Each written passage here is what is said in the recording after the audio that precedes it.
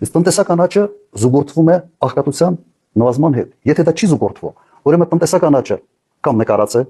կամ այդ աճը, այդ աճի բարիքներից օգտվում են շատ մեծ շրջանակներ։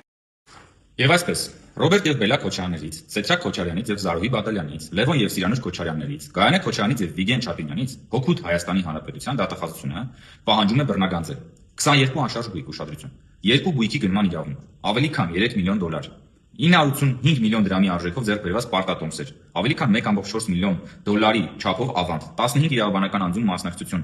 ավելի քան 4 միլիոն դոլարի 8.3 միլիարդ դրամի, 260 միլիոն ռուբլի եւ շուրջ 590,000 եվրոյի չափով փոխհարությունների պահանջի իրավունք, 2 տրանսպորտային միջոց, ավելի քան 3.8 միլիարդ դրամին համարժեք գումարով գույքերի ձեռքբերման արժեքներ եւ ավելի քան 20 միլիարդ դրամ։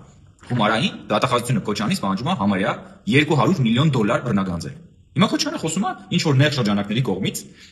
տնտեսական բարիքներից օգտվելու համար։ Բաքեզանից ավելի լավ նեղ շրջանակ կարող է Քոչյանի մոտ անձի երկատումը։ Ու հիմա ուրիշ Քոչյան է խոսում, ոչ թե այն Քոչյանը, որից պահանջում են 200 միլիոն դոլարի թալանի վերադարձ։